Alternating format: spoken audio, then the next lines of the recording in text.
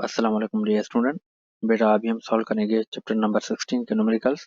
Numerical first की statement में कहता है a wire carrying 4 ampere current and has length of 15 centimetre between the poles of magnet is kept at angle of 30 degree to the uniform field of 0.8 Tesla. Find the force acting on the wire.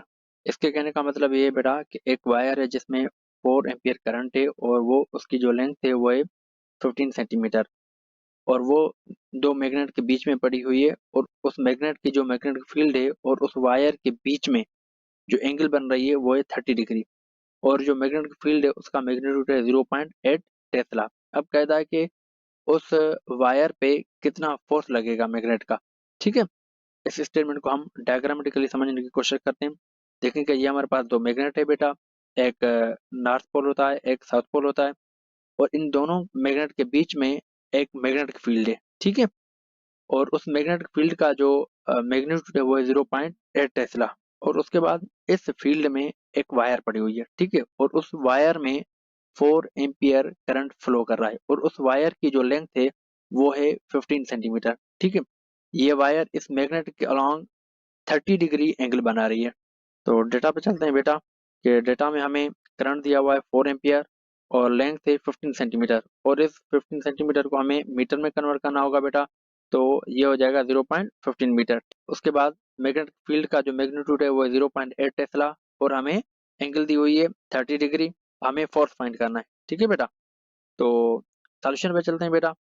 तो solution में हमारे पास formula है F is equal to B I L sine theta. ठीक है बेटा, तो इसमें वैल्यू पुट करते हैं. मैग्नेटिक फील्ड है हमारे पास 0.8 और करंट है 4 एम्पियर. उसके बाद लेंथ है 0.15 मीटर. ठीक है, ये जो एंगल है बेटा वो है मैग्नेटिक फील्ड और वायर के बीच में जो कि दी हुई है हमें 30 डिग्री. ठीक है, तो जब हम 0.8 मल्टीप्लाई बाय 4 और मल्टीप्लाई बाय 0.15 करेंगे तो हमारे पास आंसर आता है 0.48 और साइन 30 का जो वैल्यू होता है बेटा वो होता है 0.5 और जब 0.48 को मल्टीप्लाई कर देंगे 0.5 से तो हमारे पास आंसर आता है F is equal to 0.24 newton. ठीक है बेटा, तो इसका मतलब ये हुआ कि इस वायर पे जो मैग्नेटिक फील्ड का फोर्स अप्लाई हो रहा है वो हो रहा है 0.24 न्यूटन का. ठीक है बेटा, तो उसके बाद नेक्स्ट न्यूमेरिकल पे चलते हैं बेटा. तो नेक्स्ट न्यूमेरिकल में कहता है a square loop of wire of side 2 centimeter carries 2 ampere of current. A uniform magnetic field of magnitude 0.7 Tesla makes an angle of 30 degree with the plane of loop. What is the magnitude of torque on the loop?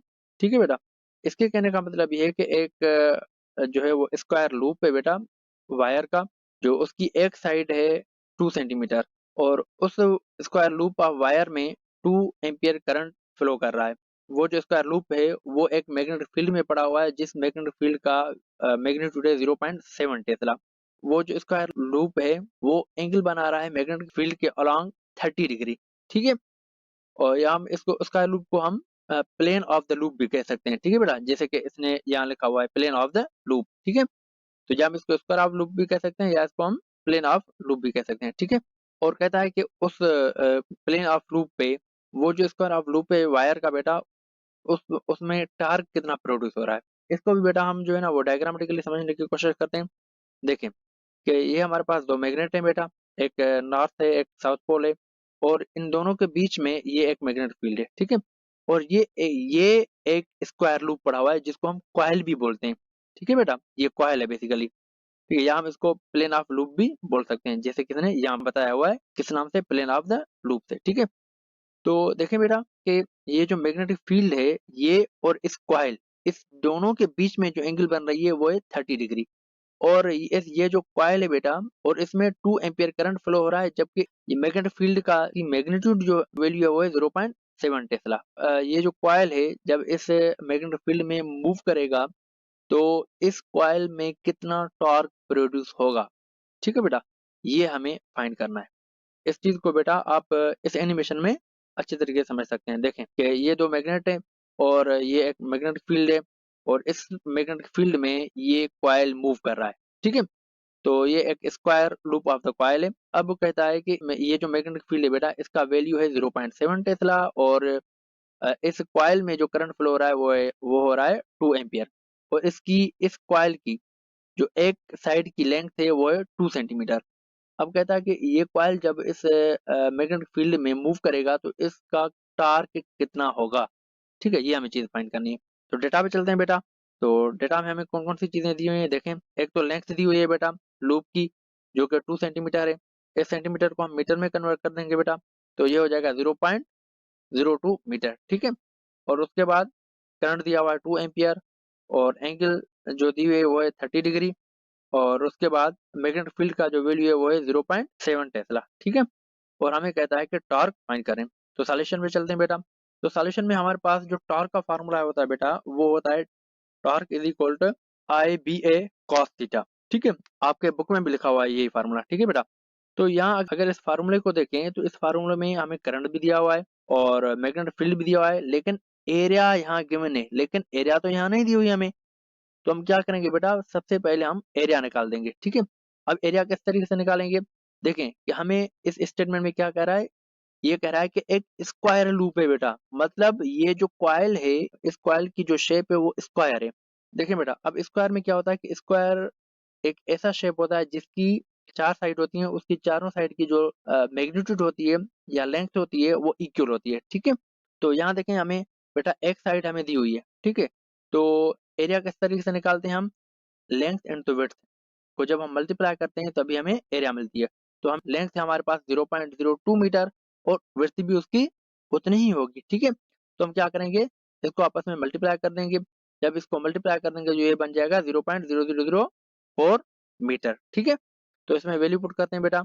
देखें, ये हमें current दिया हुआ है 2 ampere और magnetic field है 0.7 Tesla, और area जो हमने अभी फाइंड की वो है 0004 मीटर, और एंगल जो है बेटा वो हमें 30 डिग्री दी हुई है।